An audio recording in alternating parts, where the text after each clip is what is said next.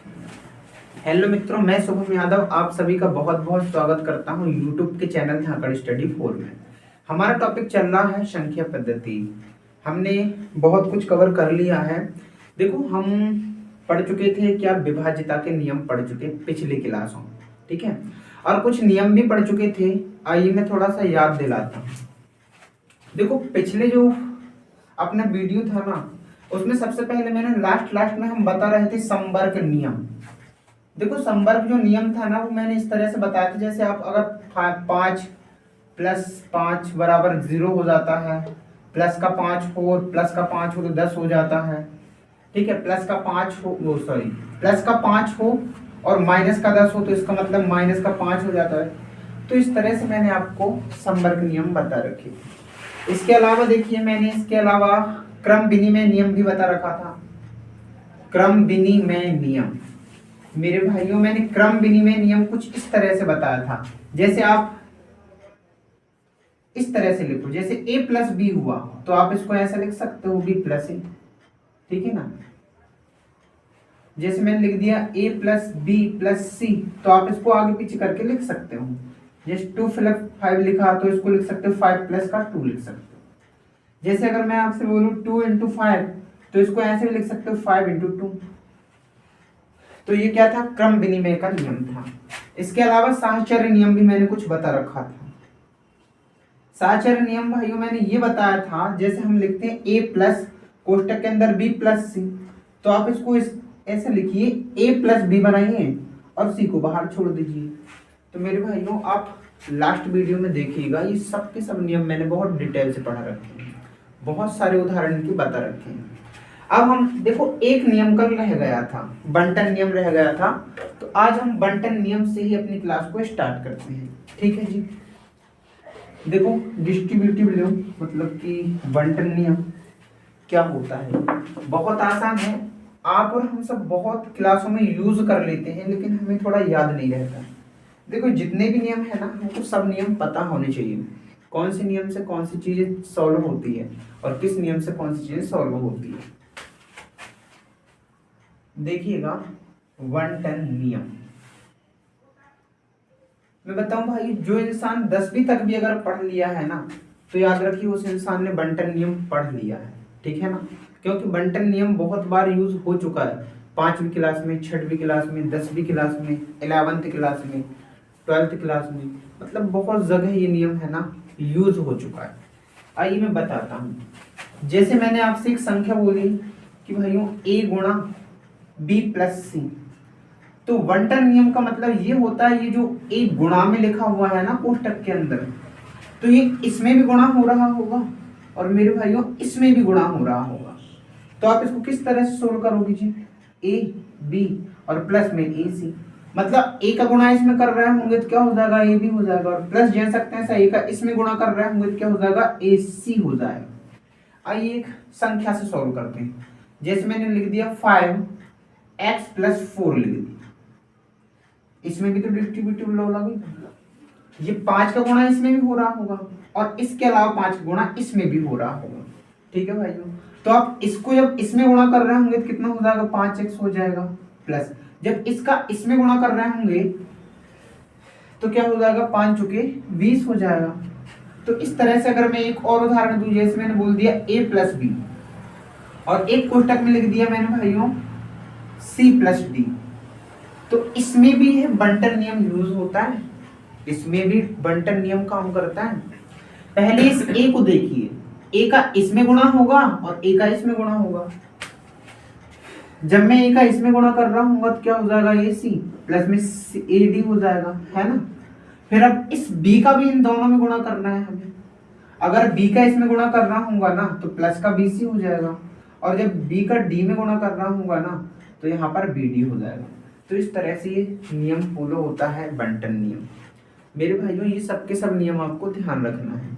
देखो, एग्जाम में भले ही नहीं आते हों, लेकिन इसका नॉलेज होना बहुत जरूरी है, ठीक है। अगर आपको यहाँ तक की चीजें समझ में आ गई तो अब हम बहुत ही इंपॉर्टेंट टॉपिक पढ़ने वाले हैं। स्थानीय मान हो गया, जातीय मान हो गया, इसके अलावा गुणनखंड मेथड हो गया, इसके अलावा संख्याएं ज्ञात करना। हम बहुत मजेदार वाले टॉपिक को अब कवर करने वाले हैं। देखिए, अब पढ़ते हैं हम सबसे पहले जातीय मान, ठीक है ना। जातीय मान से बहुत बेहतरीन वाले क्वेश्चन आते हैं। जातीय मान को इंग्लिश में बोलते हैं हम फेस वैल्यू, ठीक है ना।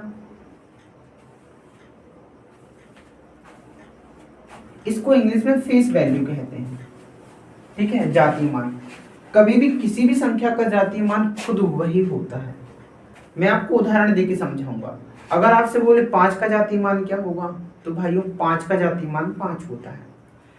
6 का जातीय मान क्या होगा, 6 का जातीय मान खुद 6 होगा। 1 का जातीय मान क्या होगा, तो 1 का जातीय मान खुद 1 होगा, ठीक है। 0 का जातीय मान खुद 0 होगा, ठीक है ना। तो याद रखना,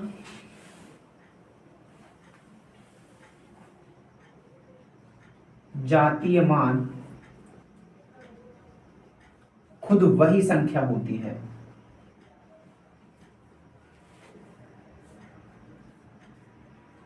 जैसे आपसे मैं एक क्वेश्चन पूछूं, भाइयों मैंने संख्या लिख दी 20139।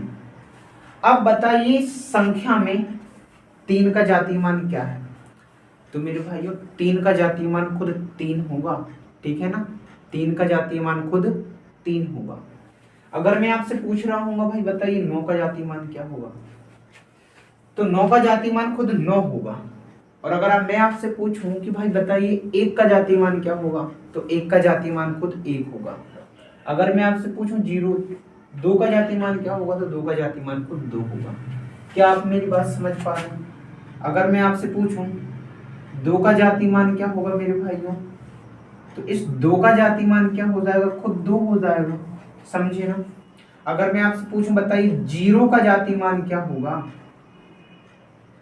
तो आप बोल रहे होंगे सर 0 का जातीय मान 0 होगा। अगर मैं आपसे पूछूं भाइयों कि बताइए 1 का जातीय मान क्या होगा, तो आप बोल रहे होंगे सर 1 का जातीय मान खुद 1 होगा। अगर मैं आपसे बोलूंगा बताइए 3 का जातीय मान क्या होगा, तो मेरे भाइयों आप मुझसे बोल रहे होंगे भाई 3 का जातीय मान खुद 3 होगा। अगर मैं आपसे पूछ रहा हूँ बताइए 9 का जातीय मान क्या होगा, तो आप बोलोगे कि 9 का जातीय मान खुद 9 होगा। इस तरह से ये होती है, ठीक है ना। अगर जैसे डबल संख्या दे दें तब भी जातीय मान खुद वही होगा। जैसे मैं आपसे बोलूं कि मेरे भाइयों मैं आपसे एक और क्वेश्चन पूछूं, मैंने आपको संख्या दे दी 9 2 7 1 6 5 3 1। अब मैंने आपसे ये संख्या दे दी, वो आपसे पूछ लेगा भाई बताइए 2 के जातीय मान और 3 के जातीय मान में अंतर बताइए। पूछ लेगा 3 के जातीय मान और 9 के जातीय मान में अंतर बताइए। अगर आप मेरी इतनी सी बातें समझ पाए होंगे ना, तो आप सवाल को सॉल्व कर पाओगे, बहुत आराम से कर लोगे। मैंने बताया जातीय मान खुद वही संख्या होती है जो हमसे पूछा। जैसे 5 का तो 5, 6 का तो 6 जातीय मान, 7 का जातीय मान खुद 7 होगा, 8 का जातीय मान खुद 8 होगा, 9 का जातीय मान खुद 9 होगा। अब मैं आपसे पूछ लूं कि बताइए इसमें 6 व 2 के जातीय मान में अंतर बताइए। अगर मैं आपसे पूछ रहा हूँ ना मेरे भाई बताइए 6 के जातीय मान में और 2 के जातीय मान में क्या अंतर है, तो आप बोल रहे हैं सर 6 का जातीय मान क्या आएगा, तो मेरे भाइयों 6 का जो जातीय मान होगा ना वो खुद 6 हो गया। अगर आप बोलोगे कि भाई 2 का जातीय मान क्या होगा, तो मेरे भाइयों 2 का जातीय मान खुद 2 होगा। अब 6 का जातीय मान 6 हुआ, 2 का जातीय मान 2 हुआ। बताइए 6 के जातीय मान में 2 के जातीय मान में क्या अंतर है, तो आपका उत्तर क्या आ रहा होगा, तो मेरे भाइयों आपका उत्तर क्या आएगा, 4 आएगा। क्या आप मेरे प्रश्न का आंसर समझ पाए?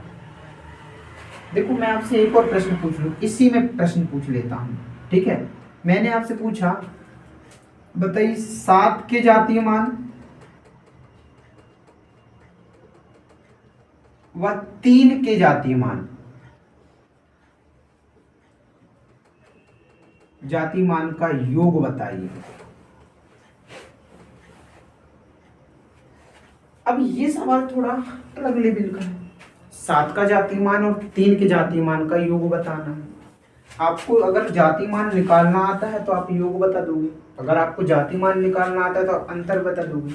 कभी कभी वो गुणा भी पूछेगा, कभी कभी वो डिवाइड भी पूछेगा, कभी कभी वो परसेंटेज में पूछ लेगा। बस हमें क्या आना चाहिए, जातिमान निकालना आना चाहिए। तो भाइयों आप जातिमान निकालना अगर सीख चुके हैं तो इस प्रश्न का आंसर देना भी बड़ा आसान है आपके लिए, और इस प्रश्न का आंसर देना भी बहुत आसान है। देखो 7 का जातिमान क्या हो जाएगा, तो भाई 7 का जो जातिमान होगा ना, 7 का जातिमान खुद 7 होगा और 3 का जातिमान खुद 3 होगा, हाँ या ना। अब मैंने तो इसका योग पूछा था तो आप बोल रहे होंगे सर इसका योग तो 10 आया। तो इस तरह से आप सवाल को बड़े आराम से सॉल्व कर सकते हो। मैं आपसे एक और प्रश्न पूछता हूँ, इसी में एक और प्रश्न पूछता हूँ भाई, इसी में एक और प्रश्न पूछ लेता हूँ। मैंने आपसे बोला चलिए भाई बताइए, बताइए 2 के तथा 6 के जातीय मान का गुणनफल क्या। तो भाई मैं हर सवाल को तुम्हें एकदम हल्के तरीके से सॉल्व करके नहीं बताऊंगा, और आप समझ पा रहे होंगे कि 2 का जातिमान खुद 2 होगा और 6 का जातिमान खुद 6 होगा। तो आप डायरेक्ट गुणा क्या बता दोगे मेरे भाइयों, आप गुणा क्या बता दोगे, डायरेक्ट गुणा ही बता दोगे इनका, क्योंकि 2 का जो जातिमान आएगा ना मेरे भाइयों, 2 का जो जातिमान आएगा ना वो खुद 2 आएगा, और 6 का जातिमान क्या आएगा, तो आप बोलोगे 6 का जो जातिमान आएगा वो 6 आएगा, लेकिन हमें तो गुणनफल बताना है। तो आप इन दोनों को गुणा कर दीजिए, ठीक है ना। जब इन दोनों गुणा कर दोगे तो 6 दूनी कितना आ गया, 12 आ गया। तो मेरे भाइयों आप इस तरह की बातों को बहुत अच्छे से और बहुत ढंग से समझ पाए होंगे। मैंने आपसे बोला जातीय मान, तो आप जातीय मान निकालना सीख गए। अगर आपको जातीय मान निकालना आने लगा तो आप उसका योग भी बता सकते हो, आप उसका अंतर भी बता सकते हो, और आप उसका गुणा भी बता सकते हो। तो इस तरह से जातीय मान वाला जो फेस वैल्यू वाला टॉपिक है ना, ये टॉपिक आपको कवर हो गया। अब इस तरह के क्वेश्चन अगर कैसे भी अगर आ गए ना तो आप सवाल को आराम से सोल्व कर पाओगे। अब हम इसका अगला पड़ाव करते हैं, अगला वाला आता है स्थानीय मान ज्ञात करना।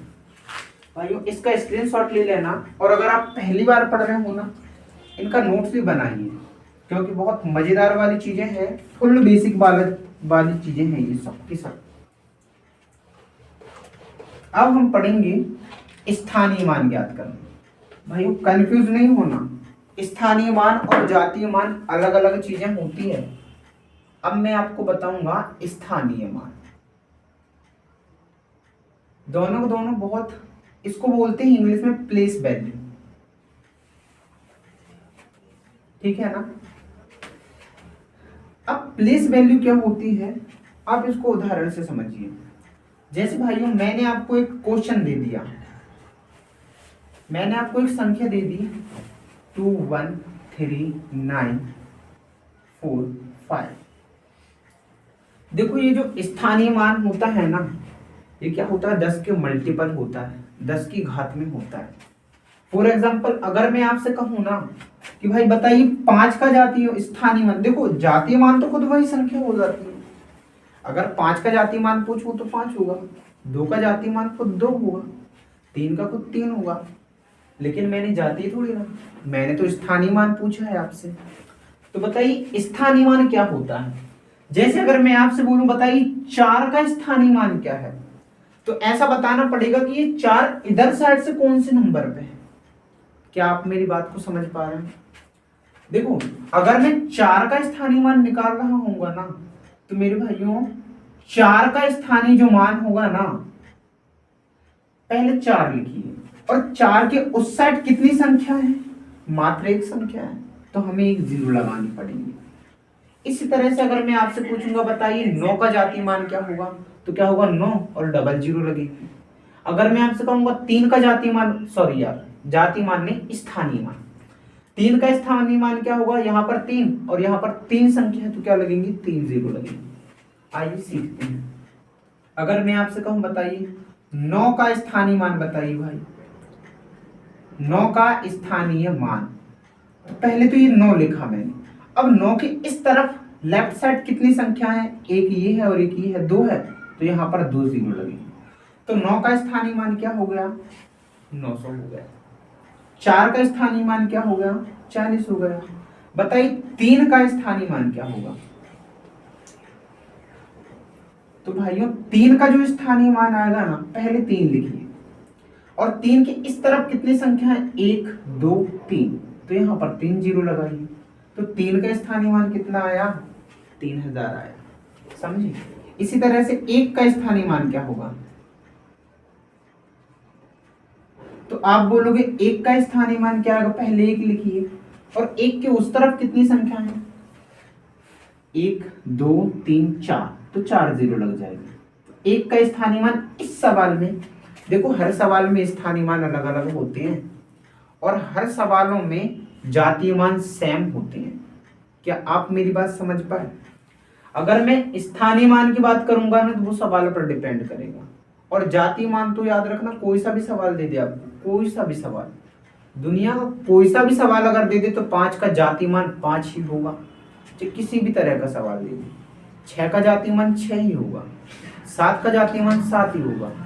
लेकिन बात यह है कि स्थानीय मान बदल जाता है। जैसे मैं एक दो सवाल और अगर आपको बताऊं ना, तो भाइयों मैं अगर आपसे बोलूं कि यहाँ पर लिखे 9 7 1 3 4 6 8, अब इसमें बताइए इसमें जातीय मान क्या आएगा, इसमें मतलब 4 का जातीय मान क्या है, सॉरी 4 का स्थानीय मान क्या आएगा।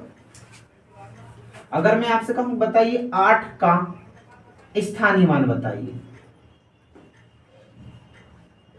तो भाई 8 का स्थानीय मान पहले 8 लिखिए, और 8 के उस साइड तो कोई संख्या है ही नहीं, अब कोई नहीं है तो बस 8 का स्थानीय मान 8 ही हो जाएगा। समझ गए। अगर मैं आपसे बोलूं इस सवाल में बताइए 6 का स्थानीय मान बताइए भाई, तो आप बोल रहे होंगे सर 6 का स्थानीय मान, तो इस 6 लिखिए, और 6 की साइड कितनी संख्या, मात्र एक, तो 1 जीरो लगेगी। अब बताइए 4 का स्थानीय मान क्या होगा, तो यहाँ पर 4 का स्थानीय मान इस तरह से होगा, 4 लिखिए, 4 के साइड कितनी संख्या, 2 संख्या। तो मैं आपको ये समझाना चाह रहा हूँ कि स्थानीय मान अलग अलग सवालों में अलग अलग होते हैं। जैसे मैंने आपसे बोला 4 का स्थानीय मान, तो यहाँ पर कितना आया भाई, 40 आया। और इस सवाल में अगर आप देख रहे होंगे ना, तो 4 का स्थानीय मान 400 आ गया। समझ में आया। एक और सवाल करते हैं, बताइए 3 का स्थानीय मान क्या होगा। तो भाई 3 का स्थानीय मान क्या आएगा। अब देखो 3 का स्थानीय मान तो यहाँ पर भी 3,000 आएगा, कोई दिक्कत नहीं है। अगर ये 3 यहाँ पर होता, फिर अगर 3 इधर होता तो फिर तो 30 हो जाता। अगर मेरे भाई 3 अगर यहाँ पर होता तो फिर 300 हो जाता। समझ में आया ना। तो हर एक सवाल में स्थानीय मान अलग अलग ही होते हैं, समझे ना। इस तरह से 1 का स्थानीय मान क्या होगा, सॉरी हाँ स्थानीय मान, तो भाई 1 का जो स्थानीय मान आ रहा होगा ना, तो 1 लिखिए, 1 के बाद जितनी संख्या उतनी जीरो लगाइए, ठीक है ना। आप 7 का स्थानीय मान बताइए, तो आप बोल रहे होंगे 7 का स्थानीय मान, तो ये 7 लिखा और इस बार 5 जीरो आएंगी। तो इस तरह से मेरे भाइयों आप बहुत ही अच्छे से समझ पाए होंगे कि स्थानीय मान क्या है और जातीय मान क्या है। आप स्थानीय मान और जातीय मान बहुत अच्छे से समझ पाए होंगे। देखो सवाल यहाँ से भी अलग अलग प्रकार के पूछे जाते हैं, वो सीधा यही नहीं पूछेगा, इतनी आसान चीजें भी नहीं पूछेगा। हाँ किसी किसी एग्जाम में, छोटे मोटे एग्जाम में पूछ ली जाती है, लेकिन वो इस तरह के सवाल पूछेगा। आइए मैं आपको सवाल दिखाता हूँ जो एग्जाम में अक्सर आते रहते हैं। सवाल इस तरह से आएगा, वो पूछ लेगा कि बताइए भाई 4वां, इस सवाल में एक काम करते हैं, इस वाले सवाल को सोल्व करते हैं। 4वां 5 के स्थानीय मान का अंतर बताइए, अंतर बताइए। तो आप क्या कर रहे होंगे, इसको पहले 4 का स्थानीय मान निकालोगे, इसके बाद फिर 5 का स्थानीय मान निकालोगे। पहले 4 का स्थानीय मान निकालोगे, फिर 5 का स्थानीय मान, और दोनों का अंतर। याद रखो अंतर का मतलब होता है उन दोनों के बीच का डिफरेंस बताना होता है, ठीक है। तो भाई 4 का स्थानीय मान क्या आएगा, आप बता दोगे जल्दी से 4 का स्थानीय मान क्या आएगा इस सवाल में? 40 आएगा। देखो मैंने निकालना बता दिया, थोड़ा स्पीड मेंटेन करना होता है।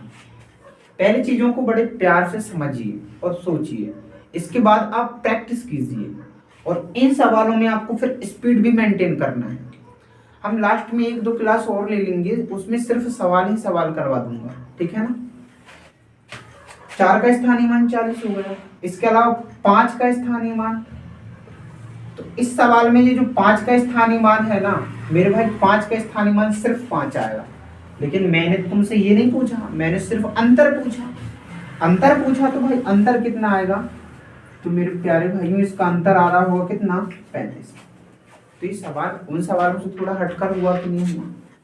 इसी तरह से अगर मैं आपको एक और सवाल दे दूं, चलिए भाई बताइए, मैंने आपसे पूछ लिया 3 के तथा 9 के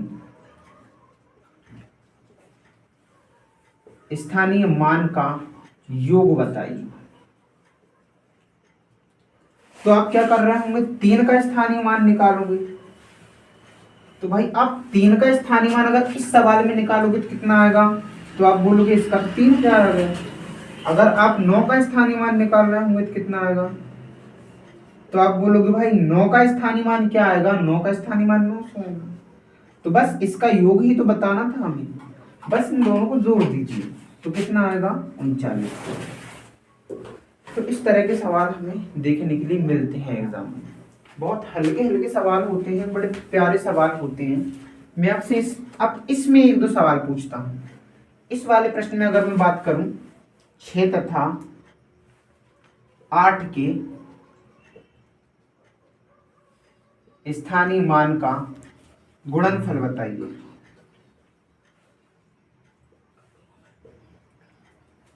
ठीक है, 6 तथा 8 के स्थानीय मान का गुणनफल दिखाइए।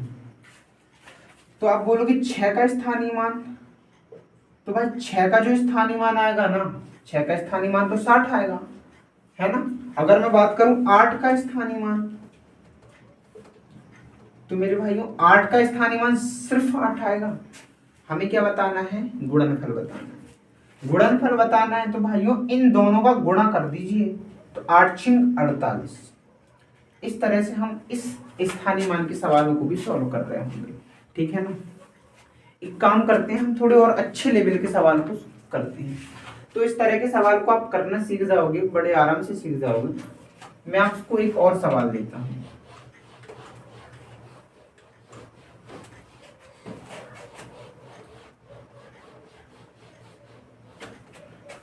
देखो मित्रों, मैंने आपसे बोला 720.0913। अभी पॉइंट दे दिया भाइयों, इधर साइड की का फेस वैल्यू, इधर साइड की का स्थानीय मान इधर साइड से ही आता है, और उधर साइड का स्थानीय मान उधर ही साइड से आता है। अब इस सवाल में अगर मेरे भाई मैं आपसे पूछ लूं, बताइए 3 का स्थानीय मान क्या है, तो आप बोलोगे सर ये तो उल्टा सवाल हो गया, क्योंकि हमने तो इस तरह के सवाल किए हैं 6, 9, 1, 3, 4 इस तरह के। आप 4 का 4 बता दोगे स्थानीय मान, 3 का 30 बता दोगे, 1 का 100 बता दोगे, 9 का 9000 बता दोगे। तो इस तरह के सवाल करते हैं। ये कौन सा सवाल है? इसमें तो पॉइंट आ गया। घबराइए नहीं, बड़े आराम से सीखते जाइए और समझते जाइए। अगर मैंने इस सवाल में आपसे बोला कि भाई चलो इसमें 9 का स्थानीय मान बताइए, इसमें अगर आपसे बोलूं भाई 9 का स्थानीय मान क्या है, तो सुनिए, वो जहां पर है ना ये पॉइंट लगाइए। अब यहां पर 0 है तो 0, अगर संख्या होती, देखो 0 है तो 0 लगेगी, अगर संख्या होती ना तो तब भी 0 ही लगती, तो ये इसका स्थानीय मान हो जाएगा, समझे। अब बताइए इसमें 1 का स्थानीय मान क्या, तो भाई 1 का जो स्थानीय मान होगा, तो देखो पहले तो पॉइंट लगा, ये पॉइंट दे सकते हैं, इसका 1 0, इसका भी 1 0, और 1 कहां पर है? यहां पर है, ठीक है। अब अगर मैं आपसे बोलूं बताइए 3 का स्थानीय मान, तो आप बोलोगे 3 का स्थानीय मान, तो ये पॉइंट लगाइए, ये 0, ये 0, और ये भी 0, और 3 यहां पर जाकर आपको मिला। समझ में आया ना भाई। अगर मैं आपसे बोलूं इसमें, तो भाई इस 0 का स्थानीय मान तो 0 ही है, लेकिन 2 का स्थानीय मान क्या होगा? दो का स्थानीय मान वैसे ही जैसे हम निकालते हैं, ये 2 लिख दिया और 2 की सेट कितने जीरो है, सिर्फ एक।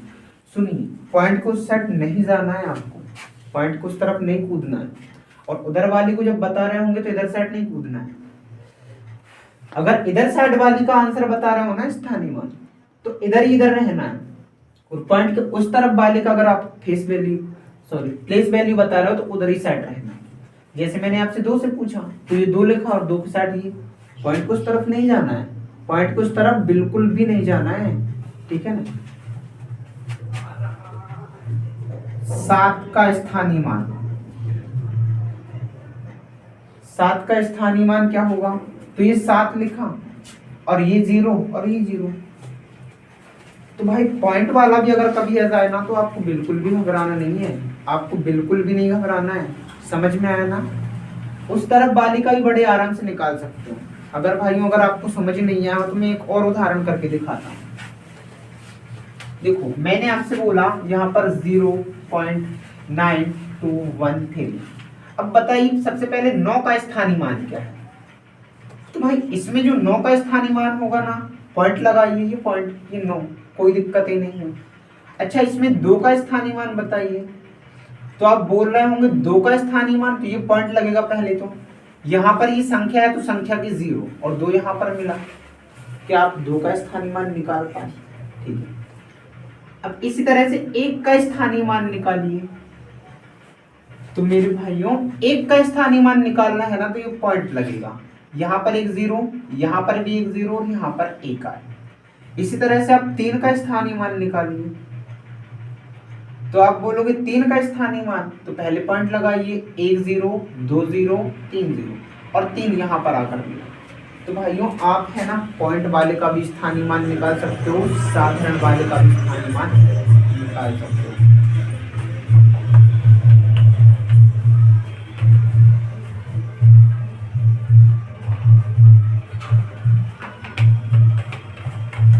अब हम 1-2 क्वेश्चन लगा करके देखते हैं।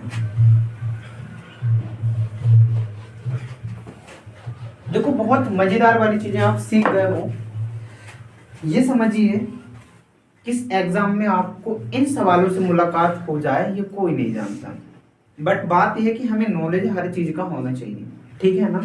मैं आपको एक बहुत मजेदार वाला सवाल देता हूं और आप इसको करने की कोशिश करना।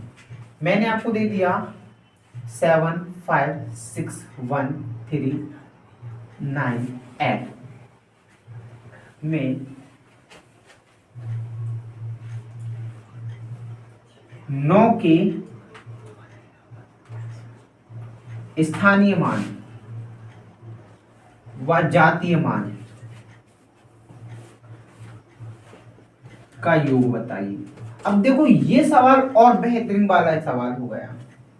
वो जो सवाल मैं आपको पहले करवाया करता था ना, वो सवाल सिर्फ और सिर्फ जातीय मान वाला हुआ करता था या फिर वो स्थानीय मान वाला हुआ करता था।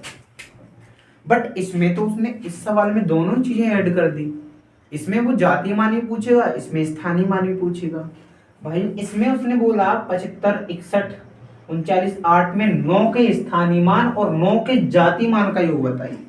तो आप अगर बात करोगे कि 9 का स्थानीय मान, तो भाई 9 का जो स्थानीय मान है ना, देखो भूलना नहीं है। अगर आपको समझ नहीं आया ना, थोड़ा सा स्किप करके थोड़ा पीछे करके एक बार फिर से समझ लीजिए। जातीय मान खुद वही संख्या होती है लेकिन स्थानीय मान अलग होता है। अगर मैं स्थानीय मान निकाल रहा हूँ इस 9 का, तो ये 9 लिखा और 9 के बाद एक संख्या तो 1 0, तो ये तो होगा स्थानीय मान। लेकिन अगर आप 9 का जातीय मान निकाल रहे होंगे ना, तो इसका जातीय मान कितना, 9 का 9 ही आएगा। बस इसका योग ही तो पूछा था आपसे, तो इसका योग आ गया कितना, 99। एक और इसी तरह का सवाल अगर मैं बात करूं, बताइए 1 के जातीय मान व स्थानीय मान का योग बताइए। स्थानीय मान का योग बताइए। करिए इस सवाल को सोल्व। 1 के जातीय मान और स्थान मान का योग बताइए। तो आप बोलोगे 1 का जातीय मान क्या होगा। देखो जातीय मान तो खुद वही वैल्यू हो जाती है, तो 1 का जातीय मान खुद 1 होगा। देखो जातीय मान हमेशा वही खुद संख्या होती है। अब 1 का स्थानीय मान क्या होगा, तो मेरे भाइयों एक का जो स्थानीय मान होगा ना, एक तो यहाँ पर है, अब एक के इस तरफ कितनी संख्या है ये देखिए, 1 2 3, तो बस 3 जीरो लगा दीजिए, हमें तो योग बताना था। अगर आप इन दोनों को जोड़ रहे होंगे ना तो ये आ जाएगा 1001। तो इस सवाल का आंसर आपका आ गया 1001 आ गया। मैं आपको एक सवाल और कराता हूं, सुनिएगा ध्यान से। मैंने आपसे बोला 3 के जातीय मान व 8 के स्थानीय मान का योग बताइए। तो आप बोल रहे होंगे मेरे भाई 3 का जातीय मान बताना।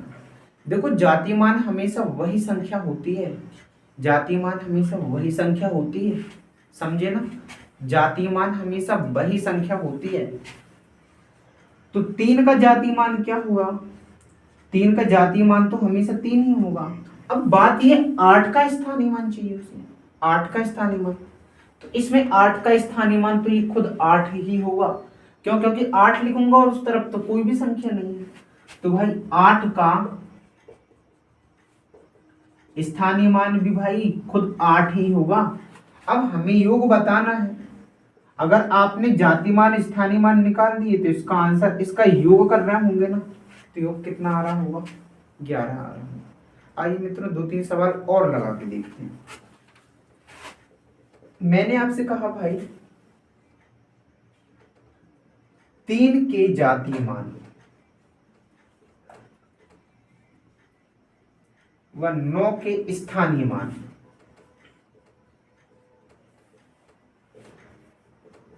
का अंतर बताइए। तो आप कह रहे होंगे सर ये क्या है, 3 का जातीय मान, तो भाई 3 का जातीय मान 3 ही होगा, समझे ना। तो आप बोलोगे भाई 3 का जो जातीय मान होगा ना, 3 का जातीय मान खुद 3 होगा, 3 का जातीय मान खुद 3 होगा, लेकिन 9 का स्थानीय मान क्या होगा। तो आप बोलोगे इसमें 9 का स्थानीय मान अगर मैं बात करूंगा तो 9 यहां पर है और उस साइड सिर्फ एक संख्या है, तो एक 0 लगाइए। बट हमें इसका क्या बताना है, अंतर बताना है। इन दोनों के बीच में कितने का अंतर है, बस इनको घटाइए आप, इनको सिर्फ घटाना है। तो कितना आएगा, 27। भाइयों आपको अगर ठीक ढंग से जातीय मान निकालना और ठीक ढंग से स्थानीय मान निकालना अगर आ गया ना, तो आप इस तरह के बड़े बड़े सवालों को भी कर पाओगे। देखो सवाल बहुत हल्के हल्के पैटर्न के सवाल हैं, लेकिन ये क्या होता है, ये जब एग्जाम में आते हैं ना तो ये सब चीजें भूल जाते हैं लोग, इसलिए इस चीज को बहुत अच्छे से बहुत ध्यान से समझने की कोशिश करिएगा और इसका नोट्स बनाइएगा। मैं एक और बहुत मजेदार वाला क्वेश्चन अगर आपसे पूछूं, आप सोच समझ के बताइए। इस प्रश्न में ऐसी कौन सी वैल्यू है जिसका स्थानीय मान और जातीय मान समान होगा, सोच के बताइए। मैं इसका प्रश्न लिखता हूं। इसमें ऐसी कौन सी संख्या है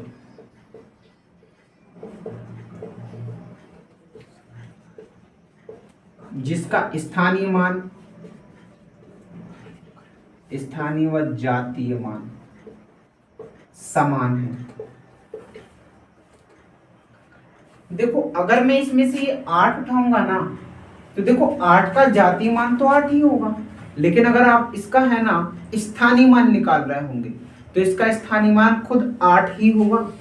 तो आप समझ पाए, ये वाली वैल्यू कोई भी संख्या दे दी, इसके अलावा अदरवाइज कोई सी भी संख्या दे देना, तो सबसे जो यूनिट प्लेस की संख्या होंगी ना, सबसे आखिरी की संख्या होंगी, उसका स्थानीय मान और उसका जातीय मान हमेशा समान होता है।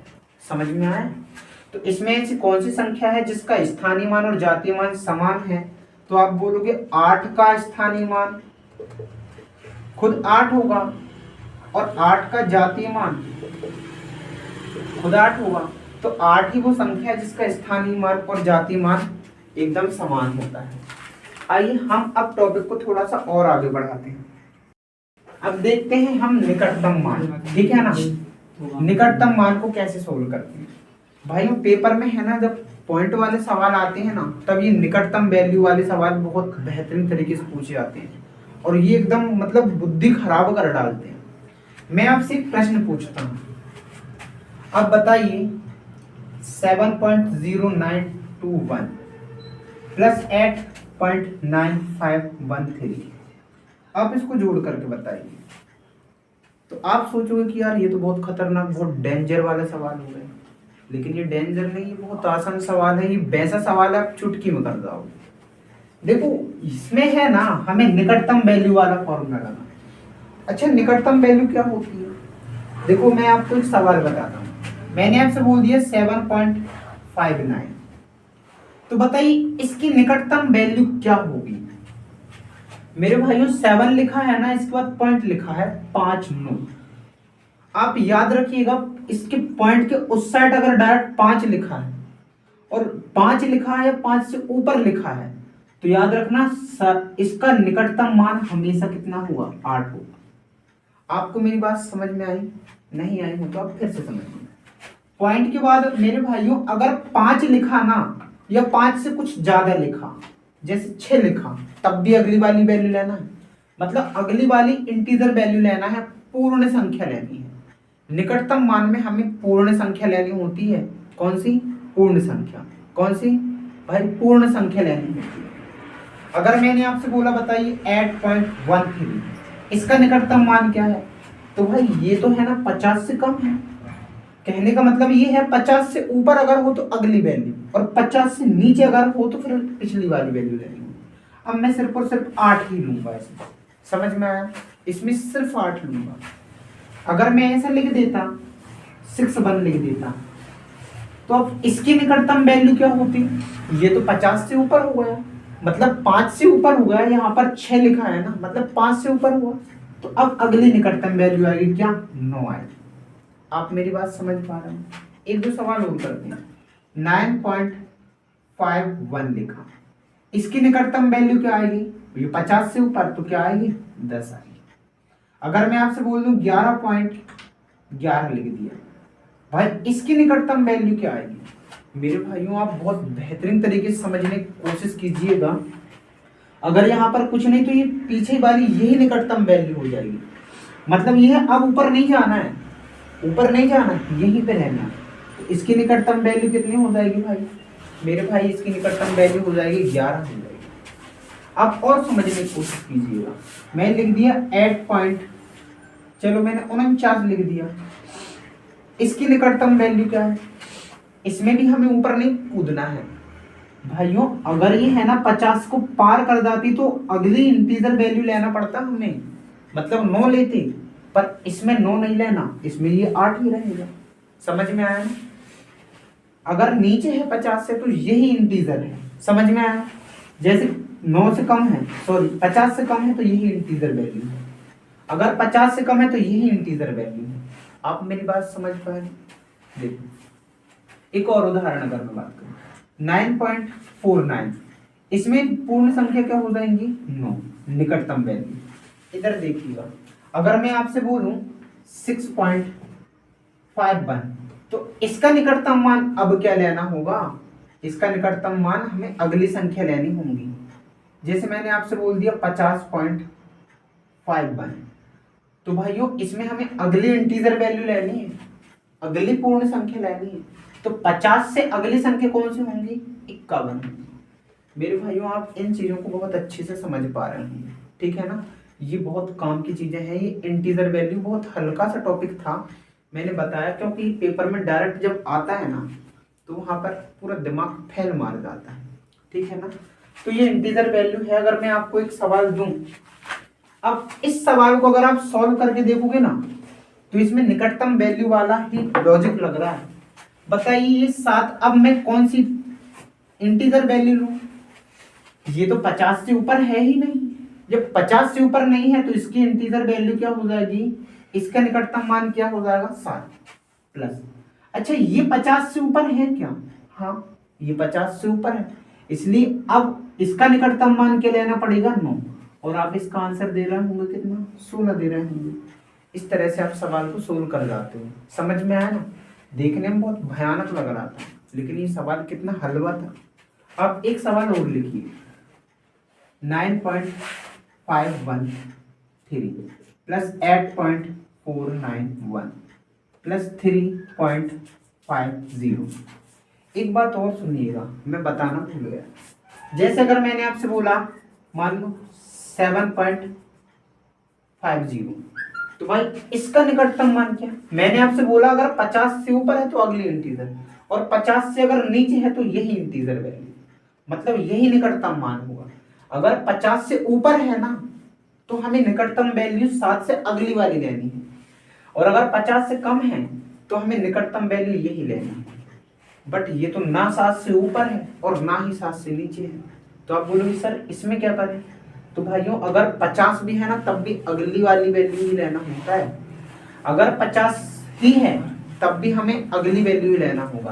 तो भाई इसकी निकटतम वैल्यू 8 गई। तो भाई बताइए क्या ये 50 से ऊपर है? हाँ, तो अब निकटतम वैल्यू क्या लेंगे? 9 से अगली वाली लेना पड़ेगा 10। ये 50 से ज्यादा है क्या? नहीं है, ये तो 50 से कम है, तो फिर यही वाली वैल्यू रहेगी हमें निकटतम मान। अब यहाँ पर ये 50 है, अगर 50 रहा तो हमें निकटतम वैल्यू अगली वाली लेनी पड़ेगी, तो ये 4। और आप इन सबको अगर जोड़ रहे होंगे तो आंसर आ रहा होगा कितना? 22 आ रहा होगा। 10 8 18 18 4 22। इस तरह से हम निकटतम वैल्यू वाला लॉजिक भी बहुत बेहतरीन तरीके से कर पाए, ठीक है ना। अगर भाइयों आपको वीडियो अच्छी लगी हो, हेल्पफुल लगी हो, तो लाइक करो, शेयर करो और सब्सक्राइब करो। धन्यवाद, मिलते हैं नेक्स्ट वीडियो में।